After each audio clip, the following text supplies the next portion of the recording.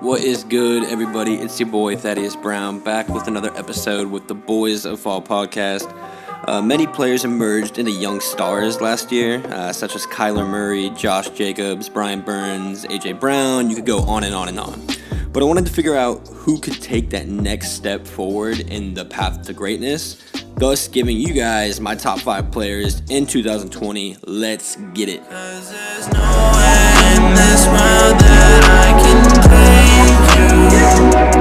As the pillars of creation become red, all the stars you pass will only serenade you. In the starstream, no one gets that far ahead. Starting at the top, we're going to go all the way to number 1, my 2020 top 5 breakout players. That's top 5. Top five. Number 5. Counting down from Cinco to Uno at the 5 spot, we've got Christian Wilkins, number 94 for the Miami Dolphins, interior defensive lineman. The average NFL fan may not know who Wilkins is, but believe me, this kid has a lot of potential. He finished his first year with 56 tackles, which, you guessed it, ranked first in the league for all first-year defensive linemen. And if that wasn't impressive enough, let's look at what he was working with. The Miami defensive line was pushed around the entire year. They finished dead last in the league with sacks. They finished 27th in run defense. The entire unit as a whole, really outside of Wilkins, was just absolute garbage. But it looks like brighter days lie ahead for Miami and Brian Flores. We all know that Miami went on a little bit of a spending frenzy in free agency. They signed Shaq Lawson and Emmanuel Ogbah to their defensive line. It also wouldn't shock me if they doubled down again and got another defensive end or defensive tackle in the draft just for depth purposes. The signings of Ogbah and Lawson may not look like home runs on paper. The two did only combine for 12 sacks last season. But believe me, from what they did have last year and what they are looking forward to this year, it's going to be night and day and help out Wilkins tremendously. Number 4. I'm going to give 2 A+ to the Atlanta Falcons, which I'm not used to doing. One for not overpaying Austin Hooper. I'm looking at you, Cleveland. And the other one for trading a 2nd and 5th round pick away for Hayden Hurst. I believe there's a lot of untapped potential in that move. Sometimes you just need a fresh start. We see this all the time in the NFL. It just didn't really work out for Hurst and Baltimore. He was drafted with their first-round pick in 2018 and just never really lived up to expectations. Fell behind Mark Andrews and Nick Boyle, who was a blocking tight end, on the depth chart. So I think this change of scenery, and especially going to an offense with a little bit of a smaller crowd, is only going to benefit him in the long run. Now, I'm not saying that Hurst is going to be a top 5 tight end this year or going to even have a Pro Bowl nod, but I do think that the Hurst that we see this year is going to look nothing like the Hurst that we saw in Baltimore. I think he's going to look a lot more composed and comfortable, and a lot of that, I think, has to do with offensive coordinator Dirk Koetter. Koetter has always worked well with tight ends. We saw what he did with Cameron Brate in Tampa Bay. I believe he had 10 touchdowns in 2 years. We all saw what he did last year, as I touched on earlier, with Austin Hooper. And I don't see anything really changing when it comes to Hurst and Koetter. There's some things in life that it feels right, and I believe that this is one of those things. In fact, I'll even go out on a limb and say that it wouldn't shock me if Hurst is one of the best, if not the best, red zone tight end next year. Number 3. At number 3, we've got not only one of my favorite players in the NFL, but one of my favorite nicknames as well, Miles Booby Sanders. We didn't see a lot of Sanders in the early going for the Eagles last year due to the fact that they did have Jordan Howard and Darren Sproles. But just as we saw with the rest of their team, those two did end up getting injured, paving the path for Miles Sanders to take over as running back 1. In 2019, the first year back out of Penn State finished with 1,641 all-purpose yards. That ranked 8th in the entire NFL and first among rookies. I see a lot of people comparing Miles Sanders to former Eagles running back LaShawn McCoy, and while there are some similarities in their game, such as the ability to cut on a dime and shift directions, I feel like Le'Veon Bell would be the better comparison of the two.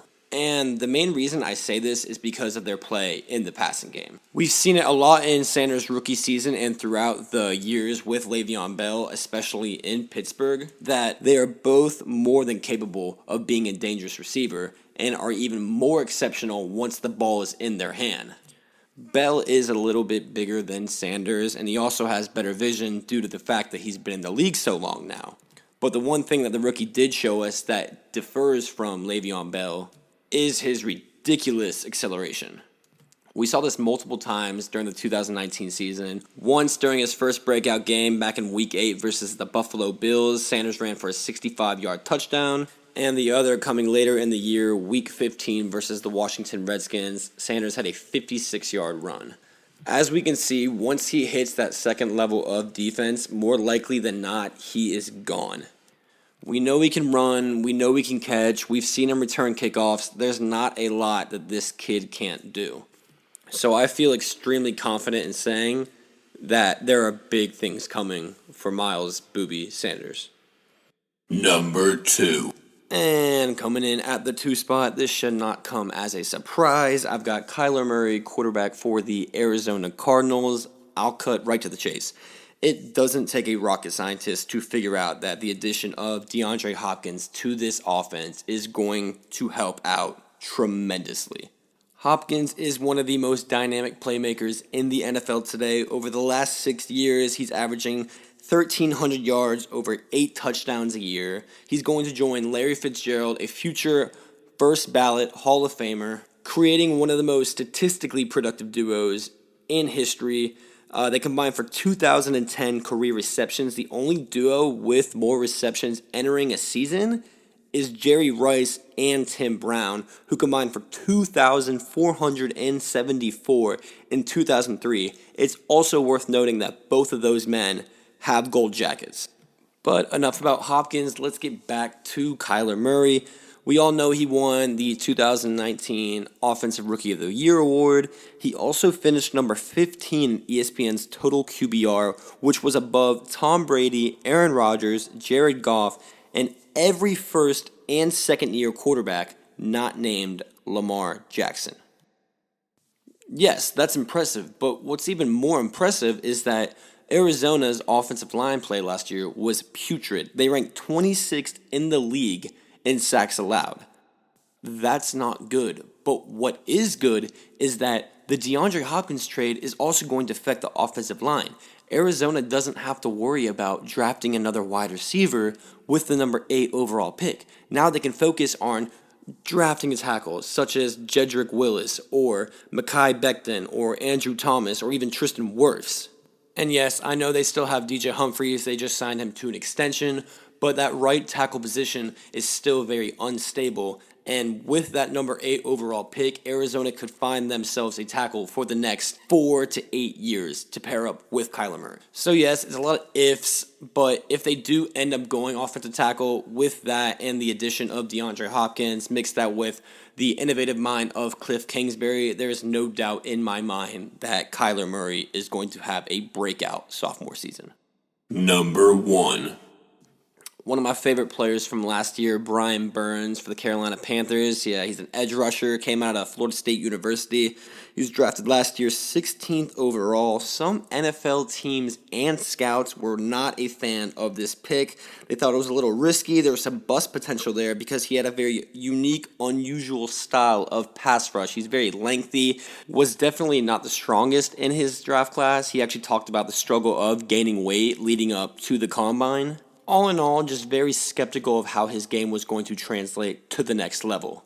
Started off his rookie year very strong, ended it very strongly. He had wrist surgery in the middle of the year, so that kind of lowered his production a little bit. But all in all, he did finish with 25 tackles, 7 sacks, and 1 forced fumble. Again, this was all due while playing a role pass rusher. I love this kid because Luke Kuechly is gone, and that was your leader on and off the field. And I think Brian Burns has the capability to take over that role, not only with production, but inside the locker room as well. Carolina hired defensive coordinator Phil Snow this offseason. That defensive coordinator is going to fall in love with Burns. He's a beautiful combination of athleticism, quickness, the high football IQ, he's got it all. The length I was talking about earlier, he's learned to use it to his advantage with those long arms, has a very strong and explosive inside swim move.